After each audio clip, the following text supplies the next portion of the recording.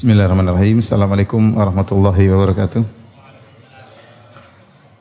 Alhamdulillahi ala ihsanih wa syukru lahu ala taufiqihi wa amtinanih wa asyhadu an la ilaha illallah wahdahu la syarika lahu ta'ziman li sya'nih wa asyhadu anna Muhammadan abduhu wa rasuluhu da'ila ridwanih. Allahumma salli alaihi wa ala alihi wa ashabihi wa ikhwani. Hadirin dan hadirat yang dirahmati oleh Allah Subhanahu wa taala, kita lanjutkan bahasan kita dari kitab Al-Aqidah Al-Wasithiyah, dan kita masuk kepada penjelasan Syekhul Islam Ibnu Taimiyah rahimahullah tentang sifat-sifat Allah Subhanahu wa taala.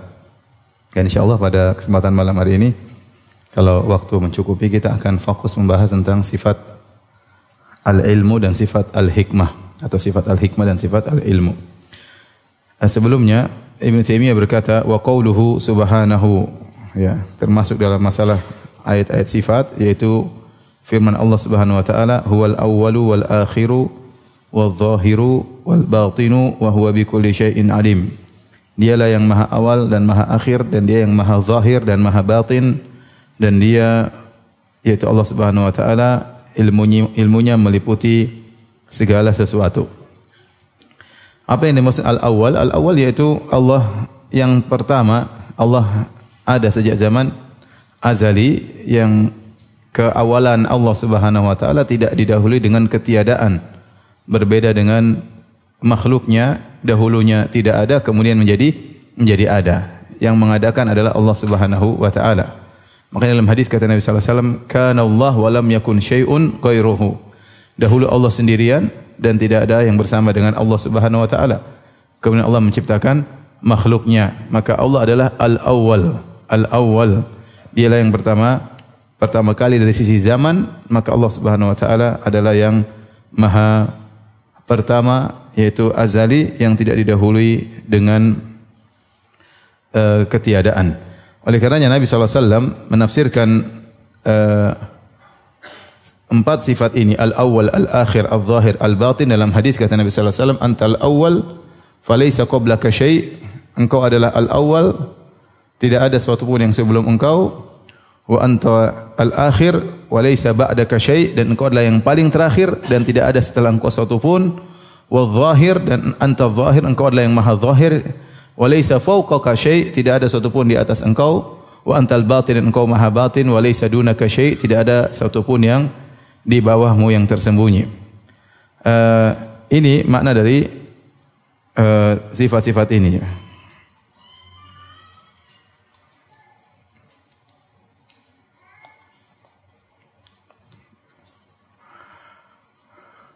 Al-awwal, al-akhir, al-zahir, al-batin.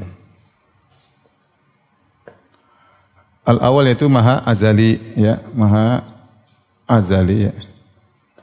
Kemudian itu adalah maha abadi, ya. Kemudian yang tertinggi. Yang batin itu tidak ada yang tersembunyi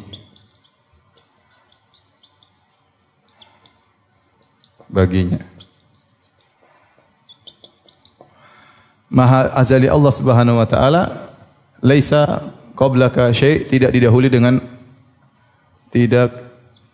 dengan ketiadaan.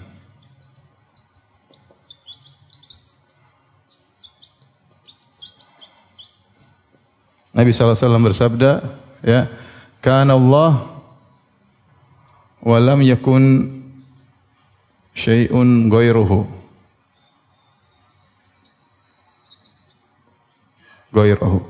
Dahulu Allah sendirian dan tidak ada yang bersama dengan Allah. Dahulu Allah sendirian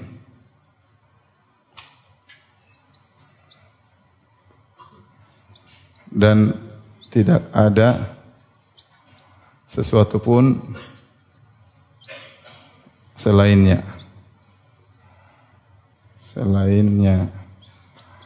Ya. Adapun al-akhir, yaitu kata Nabi sallallahu alaihi wasallam, wa laisa ba'daka syai', ya. Kata Nabi sallallahu alaihi wasallam, wa laisa ba'daka syai'un. tidak ada sesuatu pun setelahmu.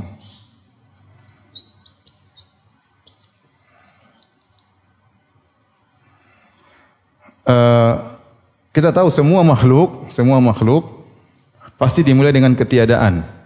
Maka tidak ada yang azali bersama Allah Subhanahu wa taala. Kecuali pendapat falasifah sebagaimana yang kita sudah sebutkan, mereka mengatakan biqidamil alam, bahwasanya Allah qadim, Allah makhluk muncul bersamaan dengan Allah Subhanahu wa taala. Sebagaimana sudah kita bahas, ini adalah kekufuran, sudah dibantah oleh para ulama. Di antara sebab kenapa falasifah dikafirkan oleh Al-Ghazali, 3 sebab. Kata Al-Ghazali dalam kitabnya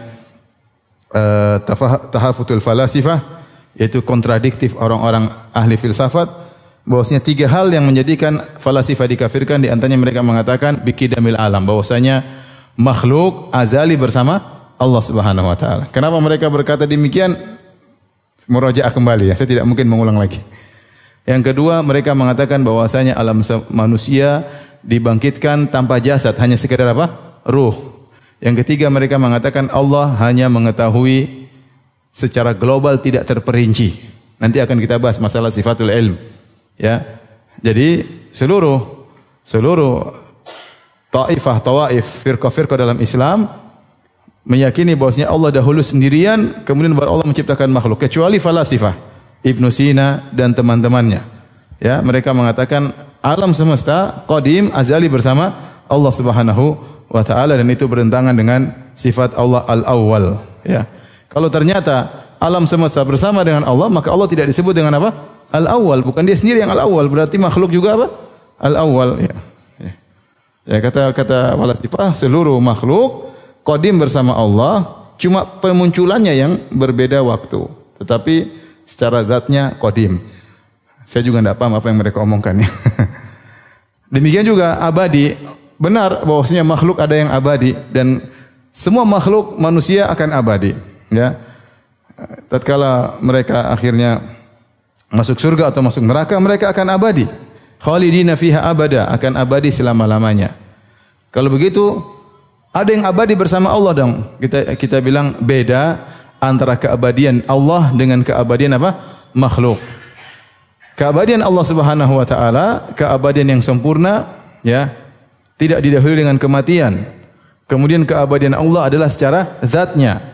Adapun makhluk, mereka didahului dengan kematian, kemudian mereka dibangkitkan kembali, kemudian mereka dimasukkan neraka atau surga, dan keabadian mereka bukan li dzatihi, bukan karena zatnya, tapi diabadikan oleh Allah Subhanahu wa taala. Faham itu bedanya? Karena ada sebagian orang-orang yang stres mengatakan judulnya ternyata neraka tidak kekal, ternyata surga tidak kekal. Ya, di antara dalil mereka, kalau kita bilang neraka kekal, surga kekal, berarti sama dengan Allah. Jawabannya tentu berbeda. Allah Subhanahu wa taala kekalnya secara zatnya, adapun makhluk tidak bisa kekal dengan sendirinya, tapi dikekalkan oleh apa? Allah Subhanahu wa taala, ya. Paham? Jadi tetap berbeda antara kekekalan Allah dengan kekekalan makhluk, ya. Kemudian az-zahir yang tertinggi, maka di sini nanti akan kita bahas yang menunjukkan, karena Nabi mengatakan walaysa fawqaka syai', walaysa fawqaka syai'un, yaitu tidak ada sesuatu pun di atasmu. Nah, apa makna di atas di sini, ya? Tidak satu pun yang di atasmu, ya. Artinya Allah Maha atas. Al-Zahir artinya Allah Maha atas. Allah Maha atas. Maha atas, ya. Maha unggul, Maha atas. Nah, Allah Maha atas di sini menurut Ahlus Sunnah, atas itu ada 3, al-ulu atau al-ulu. Nanti akan kita bahas insyaallah secara detail, ya. Ada namanya ulu az-zat, ada namanya ulu al-qadar, ada namanya ulu al-qahar. Ulu zat maksudnya secara zatnya, secara zat Allah tertinggi. Ulu al-qadar maksudnya secara sifat, maka sifat-sifat Allah maha tinggi, sifat-sifat Allah maha sempurna. Maha sempurna. Adapun ulu qahar yaitu secara kekuasaan, maka Allah yang maha berkuasa. Maka Allah tidak ada yang bisa melawan kekuasaannya.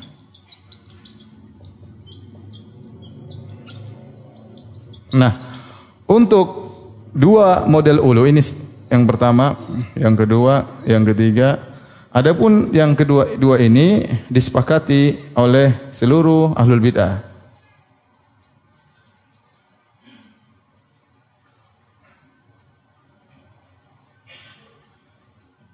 Adapun yang ini diselisihi oleh seluruh ahlul bid'ah dengan berbagai macam model-modelnya, baik Syiah, baik Jahmiyah, baik Mu'tazilah, Maturidiyah, Kullabiyah dan yang lainnya. Insyaallah akan kita jelaskan lebih detail. Cuma ini saya hanya menjelaskan secara global. Adapun al-batin diambil dari kata batan, yaitu sesuatu yang tersembunyi. Maksudnya Allah menafsirkan yaitu tidak ada yang tersembunyi baginya, tidak ada yang samar bagi Allah Subhanahu wa taala, yaitu Allah maha mengetahui yang batin, ya. Tidak ada yang tersembunyi. Terbatinkan di sisi Allah.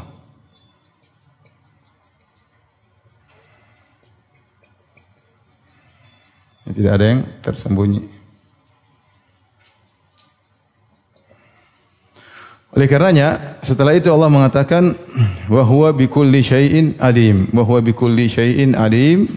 Di akhir ayat kata Allah Subhanahu wa taala wa huwa bikulli syai'in alim.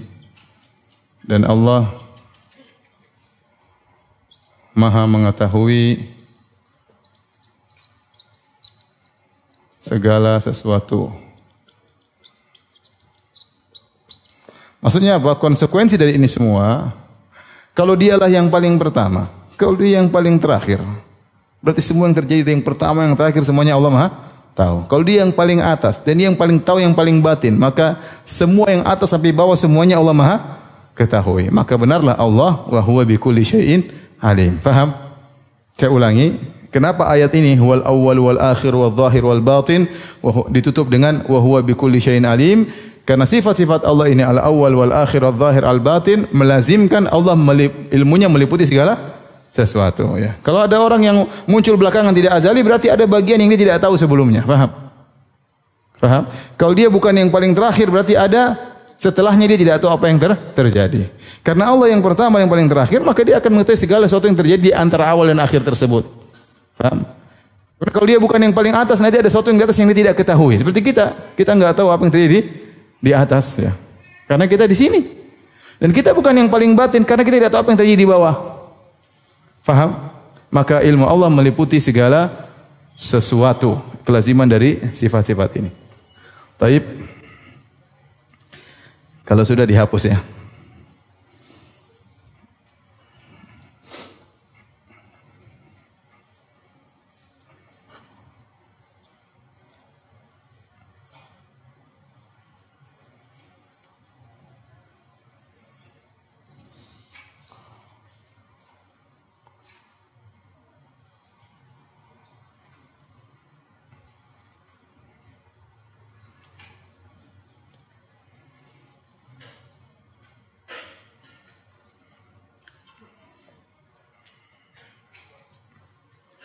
Saya tadi malam di Masjid As-Saff saya sebutkan di antara keistimewaan agama Islam, satu-satunya agama yang menerangkan tentang sifat-sifat Tuhan secara apa?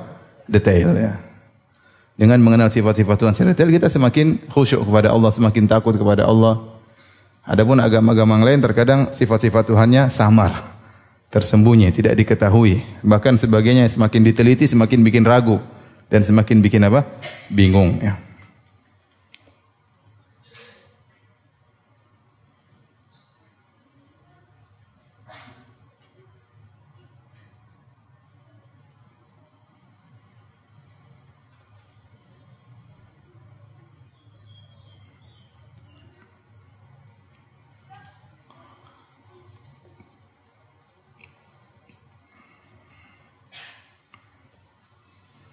Kita lanjutkan ayat berikutnya, kata Syekhul Islam Taimiyah rahimahullah, di antara ayat-ayat yang berkaitan sifat-sifat Allah, wa qauluhu subhanahu wa tawakkal 'alal hayyil ladzi la yamut.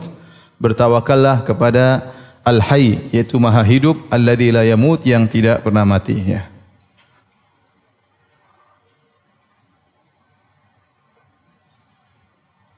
Ada kainnya enggak?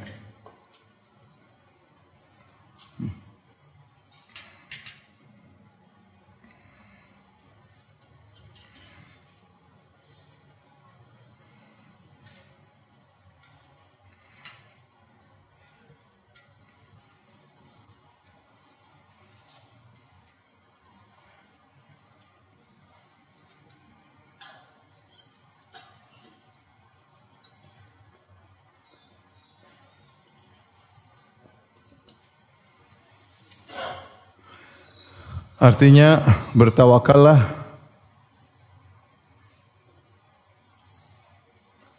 kepada Al-Hayy, Al-Hayyu, yaitu yang Maha Hidup, yang Maha Hidup. Alladzi la yamut, yang tidak akan mati.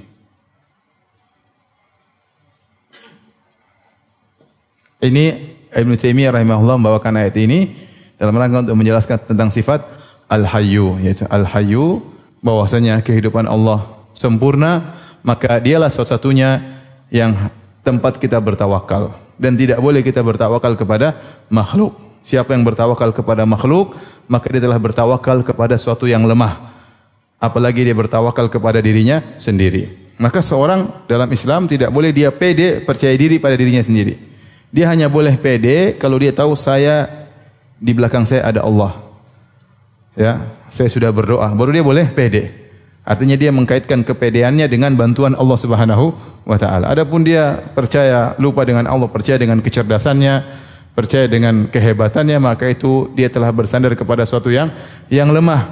Ya, oleh karenanya sungguh aneh kalau orang bertawakal kepada jimat, ya. Bertawakal kepada jimat, jelas itu merupakan kesyirikan. Mau berjihad, ketinggalan jimat. Akhirnya pulang dulu. Mau jihad. Kamu kenapa pulang ambil jimat? Oh, saya kan mau jihad. Kenapa pakai jimat? Ya supaya tidak mati syahid. Kamu jihad kan supaya mati syahid. Saya pakai jimat supaya tidak mati syahid. Nah, seperti itu orang mau berdagang bertawakal sama jimat. Ya akhi, bertawakal kepada manusia saja tidak boleh. Manusia hanyalah sebab, ya. Kemampuan kita, kecerdasan kita yang sebab, tapi tawakal kepada siapa? Kepada Allah Subhanahu wa taala. Karena semua selain Allah kehidupannya bukan maha hidup, dan kehidupannya akan berujung pada kematian. Meskipun dihidupkan lagi, tapi akan berujung kepada kematian. Oleh karenanya semua selain Allah Subhanahu wa taala mengalami ketidaksempurnaan dalam kehidupannya, kelemahan, pendengarnya terbatas, penglihatan terbatas, kekuatannya terbatas, ya. Manusia ngantuk, ya. Hewan juga demikian. Ya, oleh karenanya kalau mau bertawakal hanya kepada Allah yang maha hidup, maka disitulah kebahagiaan. Makanya Nabi sallallahu alaihi wasallam mengajarkan kita untuk berdoa dari bangun tidur sampai mau tidur lagi, agar kita senantiasa terlatih untuk bertawakal kepada Allah. Mau bangun tidur langsung berdoa, ya. Ya. Kemudian mau keluar rumah berdoa, mau makan berdoa, habis makan berdoa, mau berhubungan dengan istri apa? Berdoa, ya. Mau masuk pasar berdoa, masuk masjid berdoa, keluar masjid berdoa, ya. Semuanya ada doanya, turun hujan berdoa. Semuanya diajarkan doa. Agar apa? Kita senantiasa menggantungkan diri kita kepada Allah Subhanahu wa taala. Barang siapa yang bertawakal kepada manusia, maka dia pasti kecewa suatu hari, ya. Karena manusia adalah tempat yang lemah. Jangan bertawakal kepada manusia, jangan bertawakal kepada diri sendiri, apalagi bertawakal kepada sesuatu yang tidak jelas, bertawakal kepada jimat, bertawakal kepada mayat, bertawakal kepada hal-hal yang tidak jelas, tapi bertawakallah kepada siapa? Allah Subhanahu wa taala. Baik. Selanjutnya pembahasan tawakal itu pembahasan tauhid al-uluhiyah sudah pernah saya jelaskan dalam syarah kitab tauhid, bisa dinonton di YouTube, ya. Baik, ayat berikutnya kata Ibnu Taimiyah rahimahullahu taala, wa qauluhu wa huwal alimul hakim. Wa huwal alimul hakim.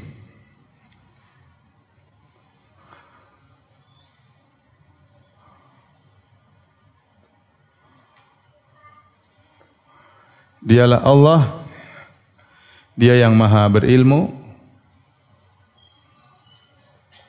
ilmu dan maha bijak. Baik, masalah ilmu akan kita tunda setelah ini. Kita akan bahas dulu apa itu maksudnya maha bijak ya, atau maha hakim lah.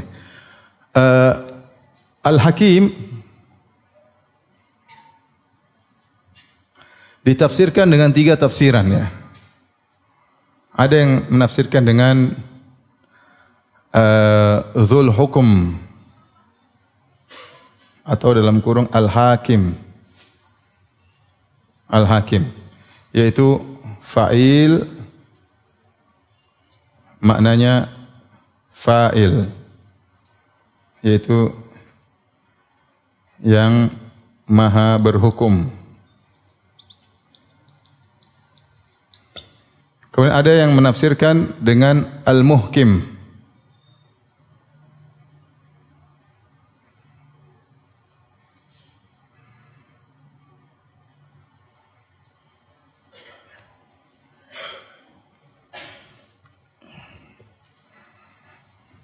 Dzul Ihkam. Itu Al-Muhkim. Al-Ihkam artinya al-itqan, yaitu kalau Allah menciptakan, maksudnya semua karya Allah semuanya mantap. Mantap dan kokoh. Kokoh, sempurna. Itu namanya itqan. Itqan kalau bahasa kita, bahasa Indonesia mungkin profesional. Maksudnya semua ciptaan Allah itu, semua karya Allah, mau Al-Qur'annya, mau perbuatannya, semua apa yang Allah kerjakan semuanya mantap. Semua yang Allah kerjakan mantap. Apakah hukumnya, apakah ciptaannya, semuanya mantap. Yang terakhir maksudnya Dzul Hikmah. Al-Hakim Dzul Hikmah, yaitu yang maha hikmah itu bijak, artinya yang maha berhikmah. Maksudnya tidak ada yang Allah kerjakan atau Allah lakukan kecuali ada hikmah. Hikmah yang agung di baliknya. Walillahi hikmatun balighah.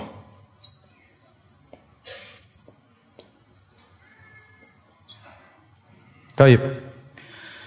Ini di antara makna Al-Hakim. Ada 3 tafsiran di kalangan para ahli tafsir karena maknanya kembali kepada hakama. Hakama bisa ditasrif dengan beberapa kemungkinan. Di antaranya Dzul Hukum, yaitu Allah Al-Hakim, bahwasanya segala hukum yang berhak mengeluarkan hanyalah Allah Subhanahu wa taala. Semua keputusan hanya yang mengerjakan siapa? Allah, ya. Ya, makanya wala yusyriku fi hukmihi ahada. Ya, Allah Subhanahu wa taala tidak mensyarikatkan seorang pun, satu makhluk pun dalam hukumnya. Semuanya Allah yang putuskan. Pengaturan alam semesta, perjalanan matahari, penciptaan manusia, ajalnya, takdirnya, semua yang terjadi alam semesta ini Allah tidak perlu diskusi. Paham? Allah sendirian dalam menjalankannya. Maka tidak ada Allah kasih hak otonomi. Misalnya pantai selatan, kamu Nyi Roro Kidul, kamu atur sana. Misal. Tidak ada. Ini gunung jin tomang, kamu gunung itu, tidak ada. Ya. Tidak ada Allah kasih, tidak. Semuanya atas perintah siapa? Allah. Semua yang kasih keputusan siapa? Allah. Itu maksudnya Allah Al-Hakim. Ya. La mu'aqqiba li hukmih. Tidak ada yang protes dengan hukum Allah Subhanahu wa taala. Sebenarnya oleh karenanya semua yang terjadi dalam semesta ini tidak ada yang keluar dari hukum Allah Subhanahu wa taala. Kullu yaumin huwa fi sya'an. Setiap hari Allah dalam kesibukan. Memutuskan ini, mengatur ini, dan segalanya Allah Maha mengatur segala sesuatu. Apa yang terjadi dalam semesta ini tidak ada yang keluar dari hukum Allah Subhanahu wa taala. Paham?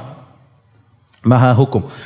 Adapun al-ihkam, dzul ihkam, yaitu al-muhkim, yaitu semua misalnya firman Allah, kitabun uhkimat ayatuhu, Al-Quran yang ihkam ayat-ayatnya. Al-Quran Allah Subhanahu wa taala yang merupakan firman-firman Allah Subhanahu wa taala, Allah buatnya dengan ihkam. Makanya Allah mengatakan, afala yatadabbarunal Quran walau kana min indi ghairillahi lawajidu fi ikhtilafan katsira. Tidakkah mereka, Allah tantang, tidakkah mereka mentadabburi Al-Quran? Kalau bukan dari Allah Al-Quran, kalian akan mendapati kontradiktif. Maka sebenarnya kata para ulama, Allah tidak menghendaki kecuali yang sempurna, hanya Al-Quran. Semua kitab apapun pasti tidak sempurna. Mau Sahih Bukhari, mau Sahih Muslim, apalagi karangan kita. Saya aja kalau nulis buku, saya lihat lagi pasti ada salah. Setiap saya periksa pasti ada salah, enggak mungkin enggak ada salah. Saya periksa sampai mati tetap aja ada salahnya. Enggak usah, biar salah enggak apa-apa. Manusia, ya, tidak ada yang sempurna. Tidak ada yang bisa mengarang buku dengan apa? Sempurna. Ya. Semuanya pasti ada kesalahannya. Yang sempurna cuma karya Allah Subhanahu wa taala atau firman Allah Subhanahu wa taala. Demikian juga alam semesta Allah ciptakan ya dengan sempurna. Ma tara fi khalqi min tafawut. Tidak tidak ada ketidakseimbangan dalam ciptaan Allah Subhanahu wa taala Subhanahu wa taala. Lihatlah langit, tidak ada langit kemudian retak-retak sedikit ya. Saya sering bilang, coba kita bangun rumah saja, kalau misalnya luasnya mungkin 1000 meter, mesti ada bengkok-bengkok sedikit. Mungkin ada ini. Ini bayangkan langit seluas ini, tidak ada retak sedikit, tidak ada miring sedikit. Sangat muhkam. Ya, sangat muhkam. Padahal isinya berat. Ada matahari, ada rembulan, ada bintang-bintang, ada gugusan-gugusan macam-macam, ada malaikat tinggal di atas. Namun tidak ada sedikit pun keretakan, tidak ada pun ketidakseimbangan. Semua diciptakan Allah dengan muhkam. Lihatlah matahari, terbit pada waktunya, tenggelam pada waktunya, beredar bersama orbitnya. Seandainya kalau kita bisa gerakan matahari, kita ingin bulan puasa cepat terbenam ya. Tapi nggak bisa ya, sudah nunggu aja mau diapain ya. Sudah diatur berdasarkan aturan Allah Subhanahu wa taala. Demikian juga takdir Allah juga ihkam. Allah sebelum menciptakan kita, Allah sudah mengatur, merencanakan dengan profesional.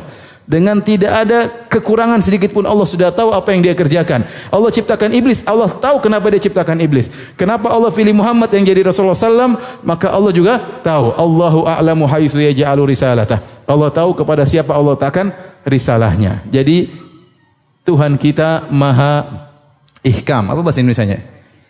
Presisi, saya nggak tahu lah. Profesional, presisi, pokoknya sempurna dalam segala perbuatannya, dalam segala karyanya, dalam segala firmannya. Semuanya sempurna, baik dalam masalah Al-Quran, baik dalam masalah ciptaannya, baik dalam masalah takdirnya, maka Allah maha sempurna. Itu namanya Al-Hakim Dzul Ihkam atau Al-Muhkim. Yang terakhir di antara makna Al-Hakim adalah Dzul Hikmah, yaitu Allah tidak melakukan apapun kecuali ada apa? Hikmahnya. Walillahi hikmatun balighah. Allah memiliki hikmah yang tinggi. Allah tahu kenapa Allah melakukan demikian, kenapa ciptakan demikian, Allah menciptakan bencana, kenapa Allah memberikan kenikmatan kepada si fulan, kenapa si fulan tidak. Semuanya pasti ada hikmahnya. Taib, untuk masalah al-hikmah, maka ada beberapa penyimpangan dalam masalah sifat al-hikmah ya. Taib.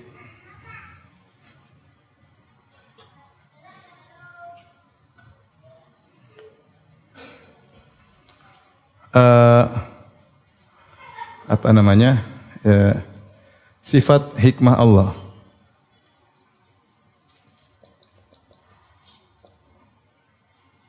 Menurut Al-Jahmiyah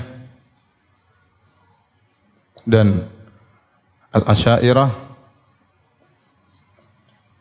kemudian menurut Ahlus Sunnah wal Jamaah, kemudian menurut Al-Mu'tazilah. Adapun menurut Ahlus Sunnah wal Jamaah, sebagaimana yang kita jelaskan, ini menurut Ahlus Sunnah wal Jamaah. Menurut Ahlus Sunnah wal Jamaah,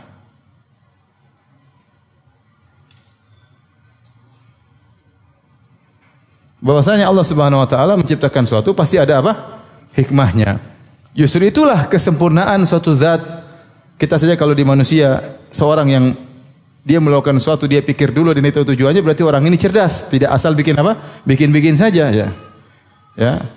Afa hasibatum annama khalaqnakum abatha? Kata Allah, menurut kalian kami ciptakan kalian cuma begitu saja main-main? Enggak. Kata Allah, ma khalaqna samawati wal arda, apa? Kata Allah, laibin, kami tidak main-main dalam ciptakan langit dan bumi. Ya. Kami ciptakan ada tujuannya, ya. Makanya dalam Al-Qur'an banyak sekali Allah mengatakan misalnya, wa ma khalaqtul jinna wal insa illa liya'budun. Tidaklah aku ciptakan jin dan manusia kecuali untuk beribadah kepadaku. Berarti hikmah dari penciptaan jin dan manusia untuk apa? Untuk beribadah kepada Allah Subhanahu wa taala. Kenapa Allah menciptakan kehidupan dan kematian? Untuk menguji manusia. Alladzi khalaqal mauta wal hayata liyabluwakum ayyukum ahsanu amala. Yang telah menciptakan kematian dan kehidupan, ya. Untuk menguji kalian siapa di antara kalian, ya, yang terbaik amalannya. Wa ma arsalna mir rasulin illa liyuta'a bi'idznillah. Tidaklah Allah mengutus suatu rasul kecuali untuk ditaati. Dan banyak dalam Al-Qur'an Allah mengatakan untuk ini, menunjukkan Allah tatkala melakukan sesuatu pasti ada tujuannya. Ini perkara yang mudah dipahami atau tidak? Mudah sudah. Kita manusia aja yang bikin sesuatu kita tujuannya ada. Kalau ada orang bikin sesuatu tidak pakai tujuan, ini orang kita bilang ini orang cerdas atau bahlul? Bahlul, kenapa enggak ada tujuannya? Ya, sekedar enggak tahu apa yang terjadi, yang bikin aja ngerjain tanpa ada tujuan. Sederhana, itulah akidah Ahlussunnah wal Jamaah. Itulah akidah masyarakat. Masyarakat Allah ada hikmahnya. Sabar, pasti ada hikmahnya. Banyak orang bilang begitu. Kena musibah, sabar, ada hikmahnya. Ya. Kena kecelakaan, sabar, ada hikmahnya. Ya. Cerai sama istri, sabar, ada hikmahnya. Diomelin istri, ada hikmahnya. Ya. Misalnya, ya. Ya, semuanya ada hikmahnya. Karena kita yakin di antara sifat Allah, Allah maha bijak, Allah tidak melakukan sesuatu kecuali pasti ada hikmahnya. Itu akidah Ahlussunnah wal Jamaah. Hanya saja Ahlussunnah wal Jamaah memperinci, ya, hikmah atau tujuan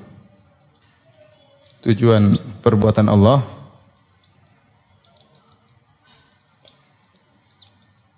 ada yang kembali kepada makhluk,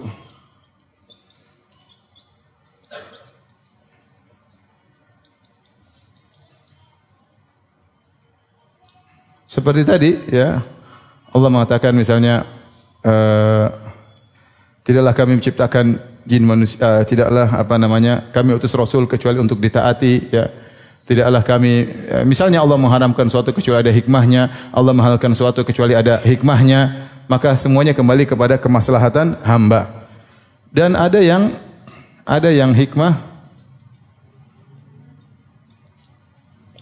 kembali kepada Allah. Ya, seperti Allah senang, ya. Allah ridha, berarti Allah melakukan sesuatu tersebut agar Allah senang dan Allah ridha. Seperti Allah mengatakan, "Wala yazalul 'abdi yataqarrabu ilayya bin nawafil hatta uhibbahu." Senantiasa hambaku, ya, melakukan amalan-amalan sunnah sampai aku pun mencintainya. Ya, berarti Allah ingin hamba tersebut melakukan perbuatan-perbuatan yang baik agar Allah apa? Cinta kepada dia. Ini kembali kepada zat Allah Subhanahu wa taala. Taib, adapun Al-Jahmiyah Al-Asy'ariyah, kata mereka, ya, kata mereka semua perbuatan Allah tanpa tujuan. Allah melakukan tanpa tujuan.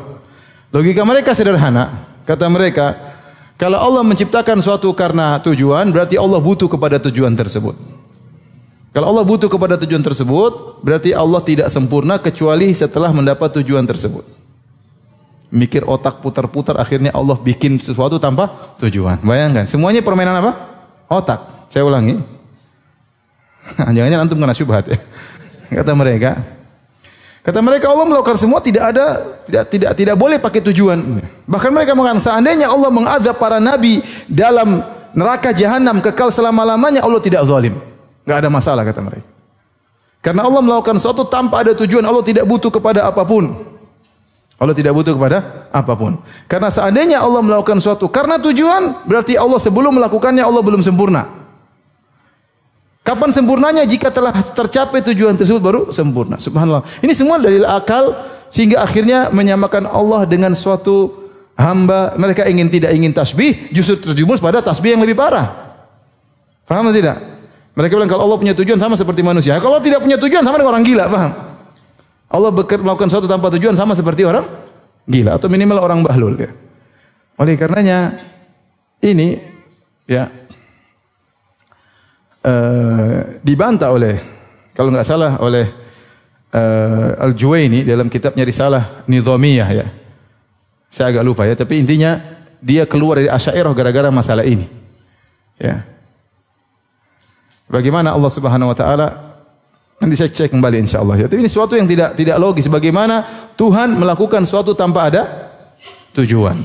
Bagaimana kamu mengatakan kalau Tuhan berkehendak mengazab Muhammad sallallahu alaihi wasallam dalam neraka jahanam kekal, maka Allah tidak zalim? Enggak bisa demikian ya. Kita bilang Allah Maha bijak. Allah melakukan sesuatu pasti ada tujuannya. Allah tidak bermain-main dalam menciptakan alam semesta ini. Allah tidak menciptakan kalian tanpa tujuan. Semua ada tujuan yang Allah kehendaki. Disitulah kesempurnaan Allah Subhanahu wa ta'ala. Nah, adapun Allah punya tujuan tidak berarti kemudian Allah tidak sempurna sebelum itu kecuali mencapai. Itu hanya logika Anda. Ya, logika Anda demikian. Saya juga bisa bantah sederhana. Saya bilang, dulu Allah sendiri, Allah sudah sempurna enggak? Waktu sendirian? Sudah. Terus Allah ciptakan makhluk. Apakah Anda mengatakan Allah sudah sempurna tanpa makhluk? Kalau gitu enggak perlu makhluk. Kalau Allah butuh ciptakan makhluk, berarti Allah baru sempurna kalau ada makhluk. Itu kan cuma logika Anda. Ya. Allah sebelum menciptakan makhluk sudah sempurna, Allah ciptakan makhluk juga sempurna, apa masalahnya? Ya.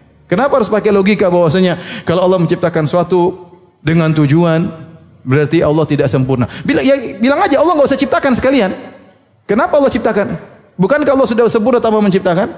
Ya sudah, enggak ada makhluk kalau begitu. Antum paham atau tidak? Ruwet ya sudah. Ahlus sunnah mudah sekali, gampang, sederhana, ya sudah. Bayangkan Allah tidak menciptakan tanpa ada tujuan, aneh.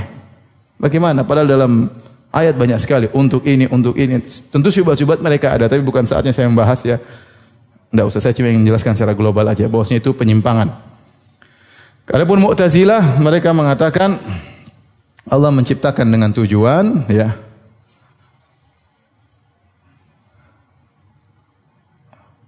Ada hikmah, tapi hikmah adalah makhluk, bukan sifat Allah Subhanahu wa taala. Allah dan hikmah tersebut hanya berkaitan dengan kemaslahatan makhluk.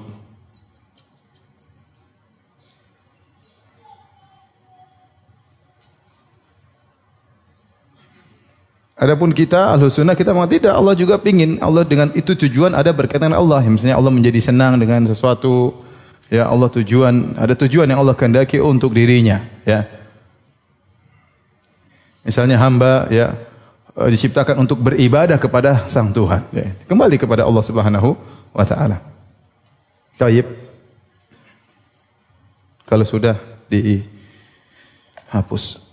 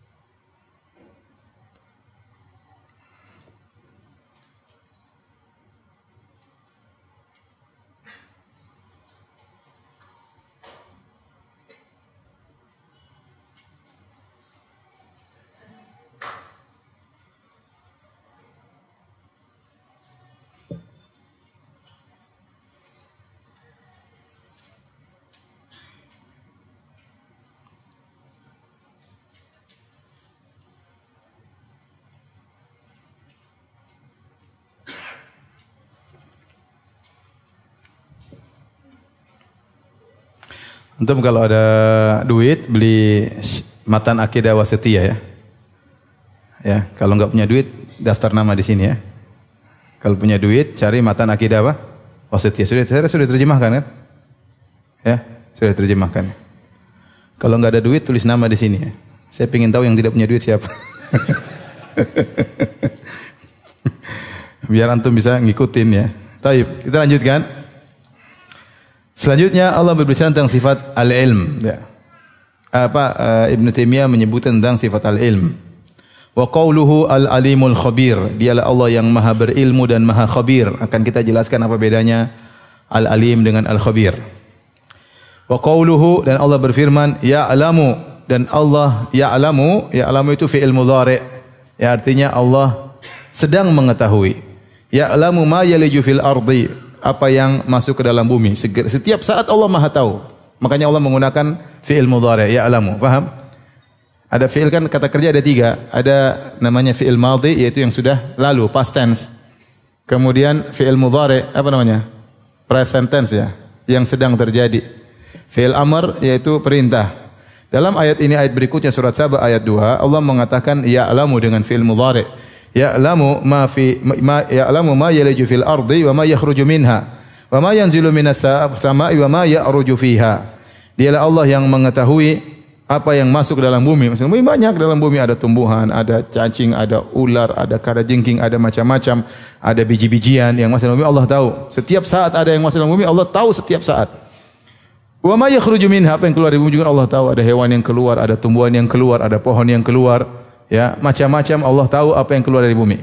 Wa ma yanzilu minas sama', dan Allah juga sedang mengetahui setiap apa yang turun dari langit. Makanya di situ Allah menggunakan ma al-mausulah, yaitu apa yang turun Allah tahu. Wa ma ya'ruju fiha, dan setiap yang naik ke atas juga Allah Maha mengetahui, dan Allah sedang mengetahui. Saya kasih penekanan saja. Allah Subhanahu wa taala sifatnya al-alim, yaitu Maha mengetahui, Maha berilmu. Kemudian Allah mengatakan ya'lamu ma yaliju. Kata Allah ya'lamu ma yaliju fil ard.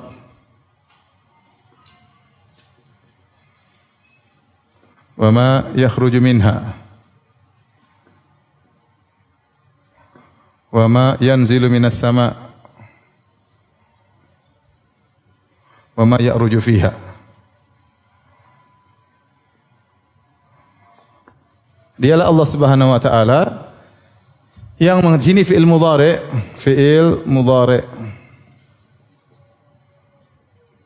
yang menunjukkan apa?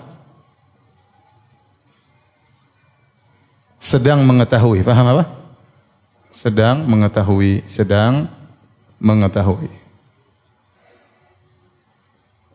Bukan Allah tidak mengatakan Allah telah mengetahui, tapi Allah sedang apa? Mengetahui. Jadi ilmu Allah ada yang ilmu sabik sebelumnya dan sekarang terjadi pun Allah sedang tahu. Paham? Kemudian ma adalah isim mausul. Ismul mausul atau ma al-mausulah yang menunjukkan keumuman.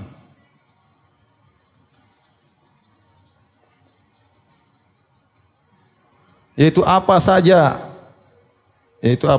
yang masuk ke bumi. Baik biji-bijian, tumbuh-tumbuhan, hewan, air, kemudian apa saja yang dalam bumi Allah Maha tahu.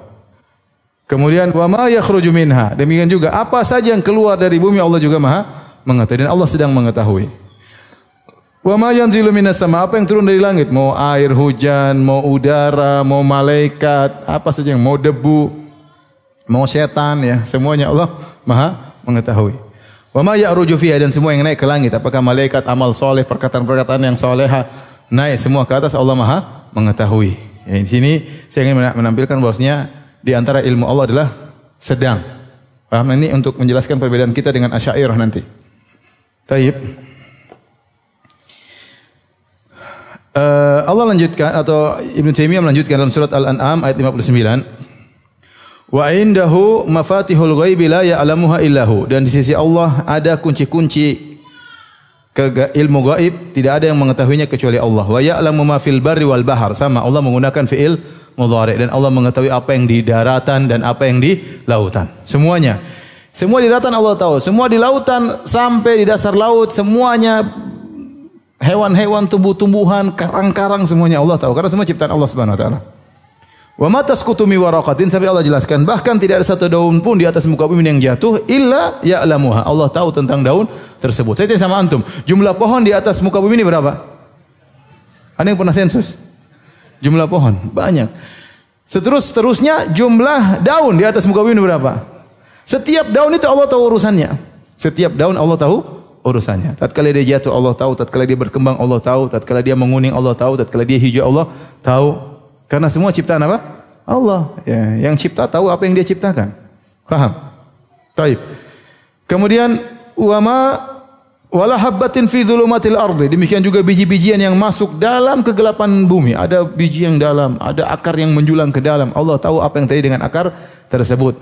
Wala ratbin wala yabisin, tidak ada sesuatu yang basah maupun yang kering illa fi kitabim mubin. Itu semua sudah tercatat di kitabim mubin, sudah tercatat di mana? Lauhil mahfuz, ya. Ya, tatkala firman Allah Subhanahu wa taala fi kitabim mubin, ya. Illa fi kitabin apa? Mubin. Di Lauhil Mahfuz. Al-Lauh Al-Mahfuz. Ini maksudnya ilmu Allah as-sabiq. Ini ilmu Allah yang ilmu Allah as-sabiq. Itu ilmu Allah azali.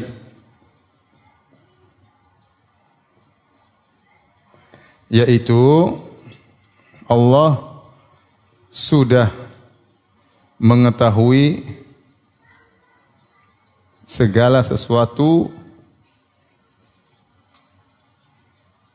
sebelum terjadinya. Ya.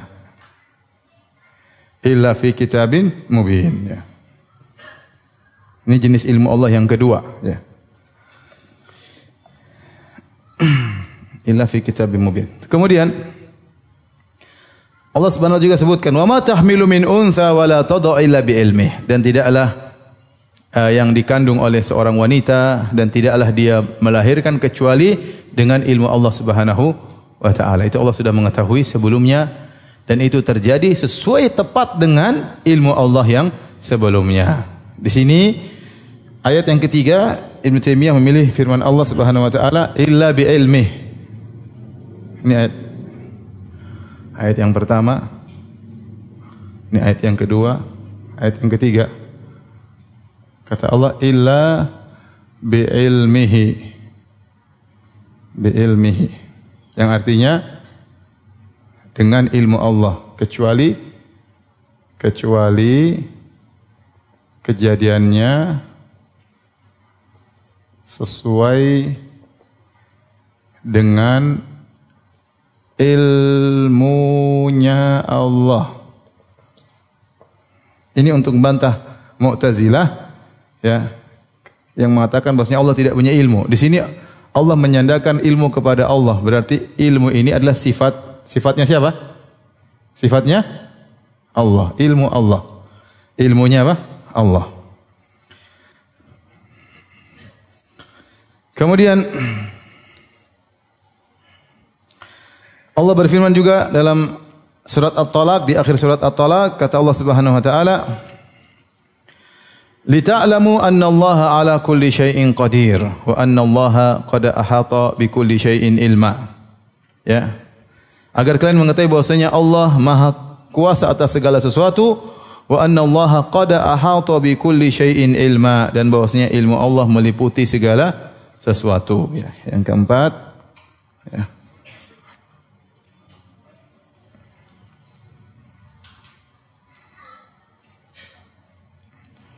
Anna Allah qad ahata bi kulli syai'in ilma, yaitu ilmu Allah meliputi segala sesuatu.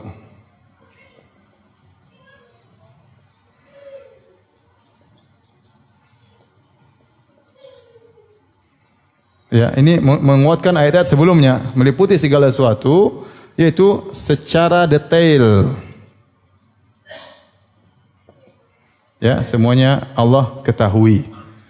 Taib. Ini di antara dalil-dalil tentang macam-macam ilmu Allah Subhanahu wa taala, maka mungkin bisa kita simpulkan ya.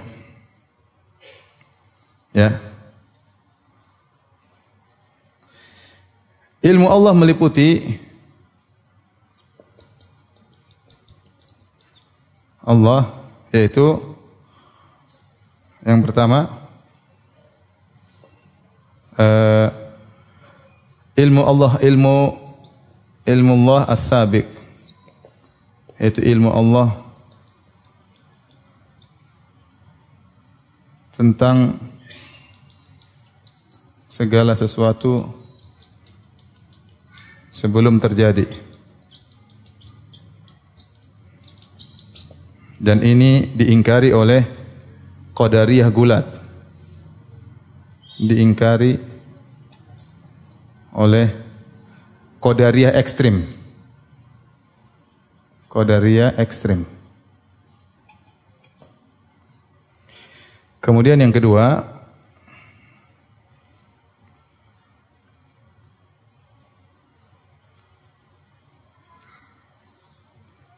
ilmu Allah meliputi segala sesuatu.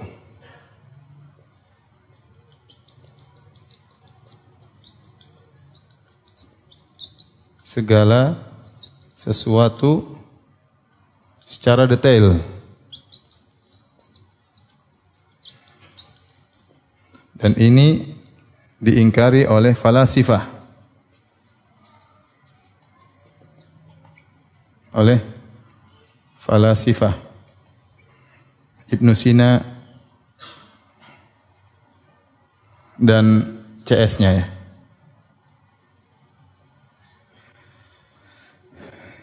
Kemudian tiga, ilmu Allah meliputi apa yang sedang terjadi.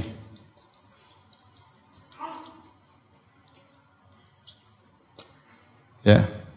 Jadi Allah bukan hanya mengetahui akan terjadi, sesuatu akan terjadi, bahkan tatkala sedang terjadi atau sudah terjadi, Allah juga tahu.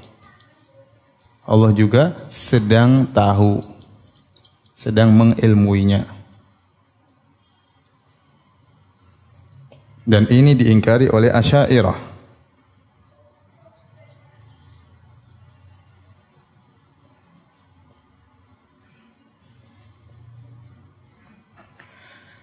Kemudian bahkan ilmu Allah Subhanahu wa taala, Allah mengetahui sesuatu yang tidak terjadi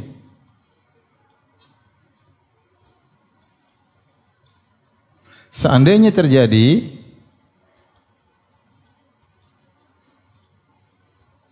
kayak apa, seperti apa, Allah juga tahu.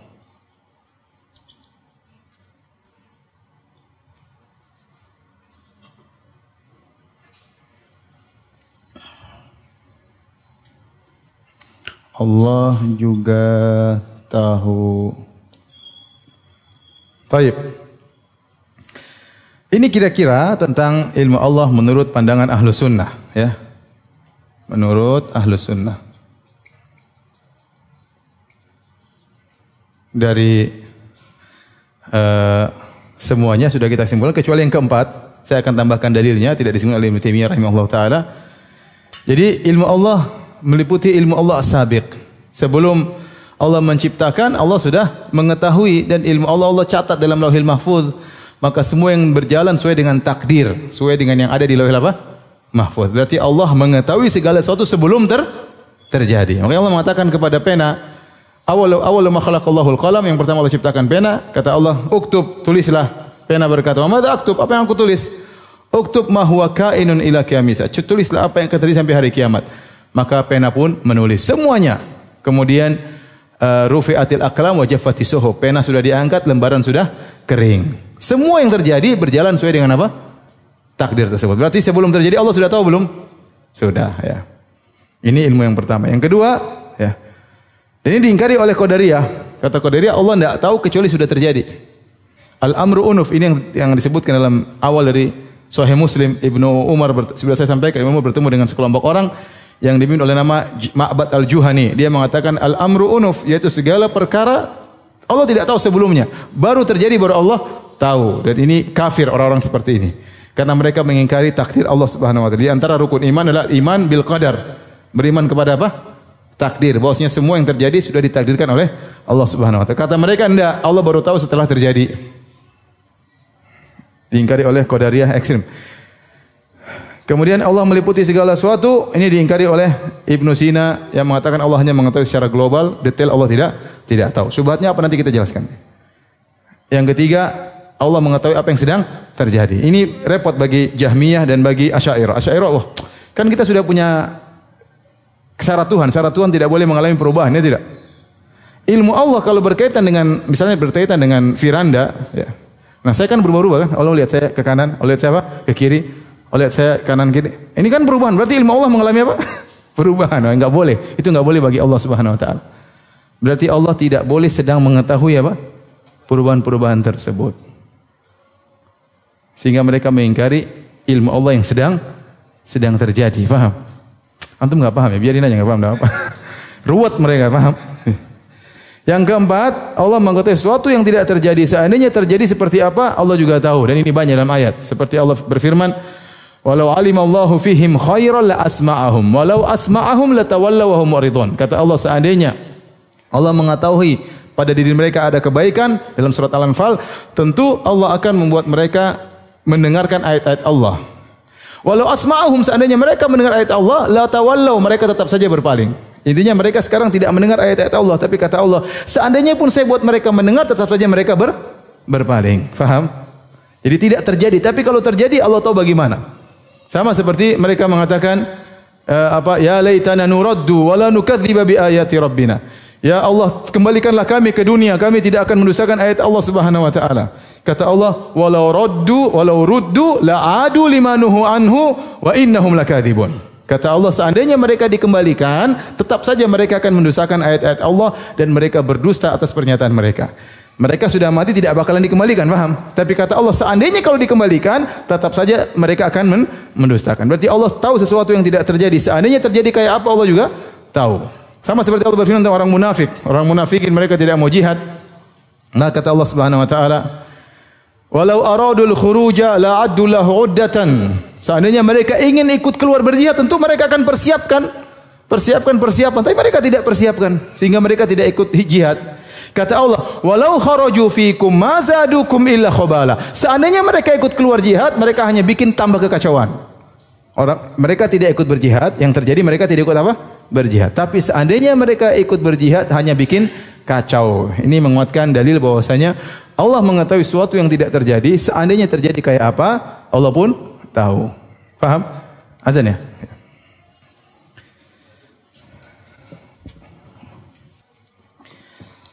Baik, hadirin hadirat yang rahmatillah subhanahu wa ta'ala. Insyaallah kita lanjutkan ya, karena kita lanjutkan pekan depan ya, hari Sabtu insyaallah. Karena kalau saya mau jelaskan nanti kepanjangan ya. Tentang syubhat-syubhat dan bantahannya dan juga sifat al-khabir, kita tunda insyaallah Sabtu depan. Tapi kita masuk tanya jawab.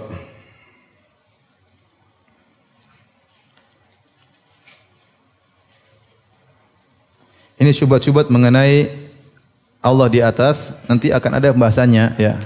Nanti sifat uluwullah akan datang bahasnya dalam syarah akidah wasithiyah dengan detail.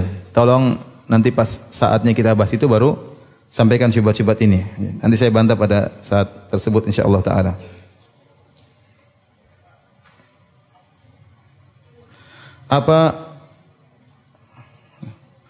Ustaz, apabila kita mendoakan orang tua, kakek, nenek, dan orang terdekat yang sudah tiada, apakah harus disebut namanya, misalnya fulan bin fulan? kalau bisa disebut lebih baik. Atau tapi Allah Maha tahu. Kalau kita bilang nenekku, yang kita maksudkan siapa Allah sudah tahu. Ya. Kita bilang ayahku, ya sudah tahu. Kita bilang ibuku, Allah sudah tahu. Ibu cuma satu kan? Allah sudah tahu siapa yang kita doakan. Ya.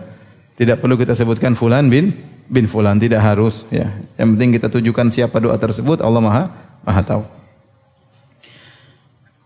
Ustaz, bibi ana punya anak pertama namanya Esa Damar Panutan.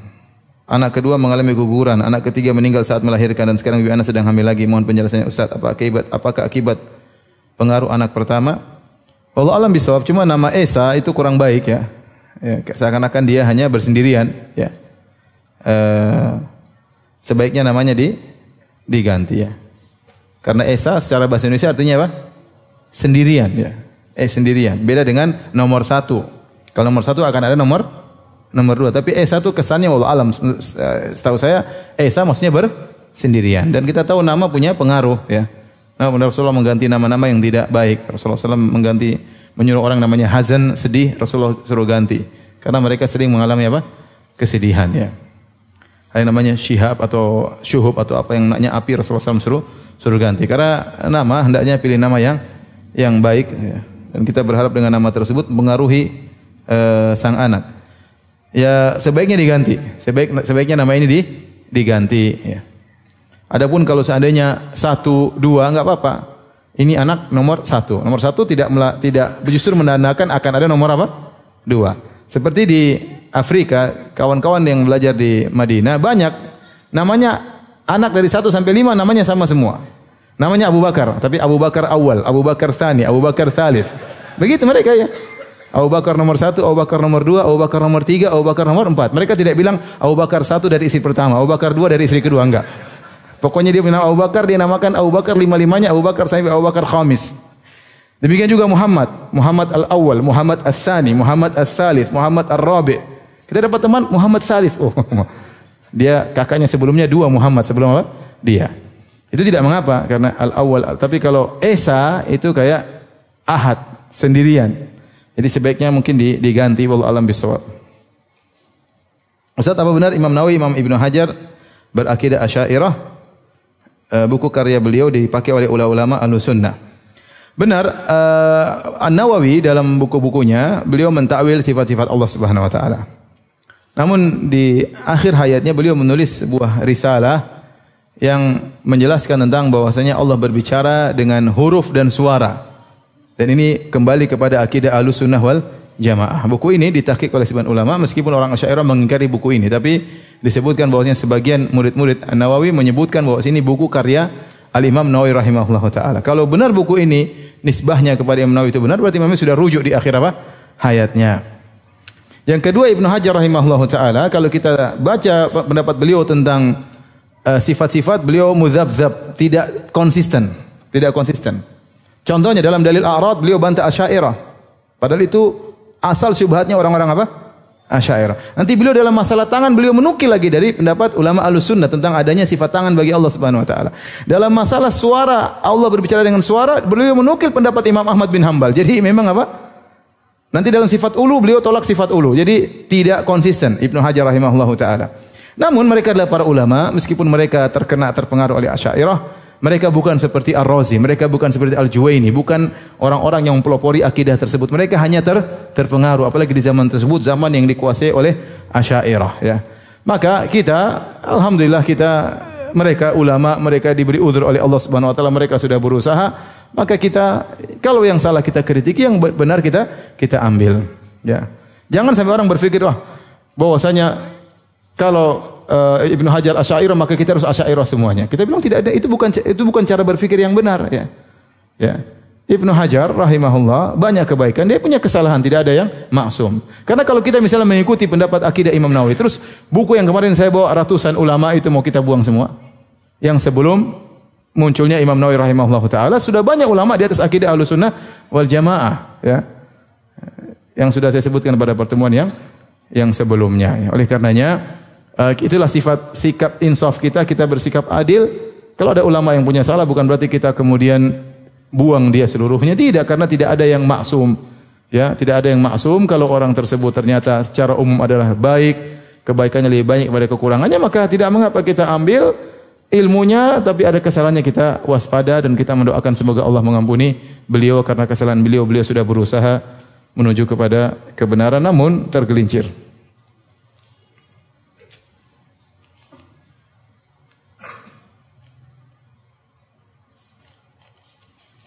Ustaz, dalam Al-Quran sering kita temukan Allah berfirman menggunakan domir ana, terkadang nahnu. Apa maksudnya? Ya maksudnya kalau ana berarti aku, ya. Tapi kalau nahnu dalam bahasa Arab kami itu bisa berarti pengagungan, ya. Ya. Dan itu dalam bahasa Indonesia juga, yang kami yang telah membangun rumah ini. Kami yang maksudnya saya, tapi menggunakan pengagungan. Sama seperti saya berbicara dengan satu orang, saya bilang antum, padahal cuma satu orang. Paham? Sebagai bentuk penghormatan saya bilang apa? Antum, paham? Padahal dia cuma satu orang. Itu boleh dalam bahasa Arab. Jadi Allah menggunakan nahnu kami bisa berarti karena pengagungan, maka Allah menggunakan uslub metode bahasa Arab mengungkapkan satu dengan kami, ya. Makanya sebagian orang Nasara mengatakan, lihat Tuhan kalian juga berbilang. Ya, kenapa dalam banyak ayat Allah mengatakan kami? Kita bilang ente enggak tahu bahasa Arab, wahai orang Nasrani. Kalau memang Tuhan kita berbilang, Abu Jahal sudah protes dari dulu. Yang mengerti bahasa Arab, ente apa Abu Jahal? Abu Jahal tidak pernah protes. Abu Jahal tahu Allah bilang nahnu maksudnya satu. Paham? Makanya mereka tidak mau terima tauhid. Dan tidak seorang pun Arab yang mengkritik dari sisi ini. Timbul orang sekarang mengkritik Tuhan kalian juga ganda karena dia tidak tahu bahasa Arab. Ini satu, kemungkinan satu. Kemungkinan yang kedua, nahnu maksudnya Allah mentakbir mengungkapkan dari malaikat yang menjalankan perintah Allah Subhanahu wa taala, seperti inna nahnu nazzalna dzikra, kami yang turunkan Al-Qur'an. Turunnya Al-Qur'an Allah yang turunkan tapi lewat malaikat apa? Jibril. Seperti Allah mengatakan fa idza qara'nahu fattabi' qur'ana. Kalau kami membacakan Al-Qur'an wahai Muhammad ikutilah. Ternyata yang mendiktekan, mengimlakan yang mendiktekan adalah Jibril.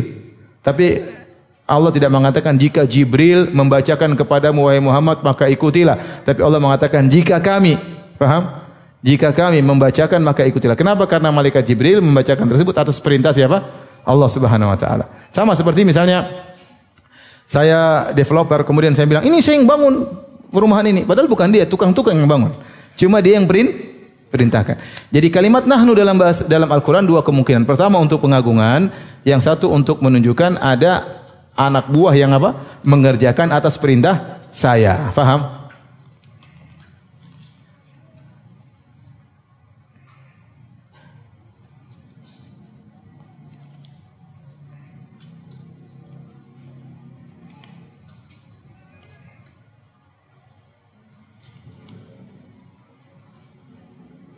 Ustaz, bagaimana menanggapi anak jika dinasihati seperti tidak senang, agak marah, padahal anak-anak akhwat sudah dewasa. Kadang hati anak menangis kalau anak beri nasihat, tapi seringnya dibantah-bantah. Jawab terus. Apalagi nasihat tentang ilmu agama, kelihatan sekali tidak sukanya, tidak senang, emosian. HP terus Ustaz. Sibuk dengan urusan dunia, baca Quran susah. Itulah anak-anak zaman now. Bukan cuma ibu aja yang mengalami demikian, ya.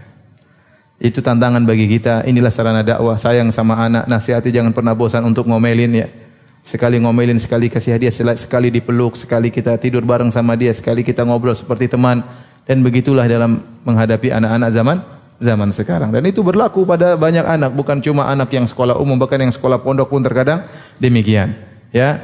Maka sebenarnya apa yang dialami ibu bukan cuma ibu sendiri yang mengalami demikian. Terlalu banyak orang mengalami ujian seperti ini. Maka ibu jangan terlalu mutung. Ya sedih okelah, tetapi terus berusaha. Inilah lahan dakwah saya. Saya ceramah di masjid enggak bisa, mending saya ceramain anak saya. Ya udah pelan-pelan nasihati, ya. Kata orang kalau ngurusi anak itu seperti masak makanan tertentu, ya, goreng sesuatu, apinya enggak boleh besar, apinya kecil-kecil, harus kecil tapi harus dilihatin terus, kalau enggak bakalan mati apinya. Ini nyalain pelan, sering ditengok, diperbaiki lagi. Kalau kenceng, hangus. Kalau mati, enggak masak-masak. Ya.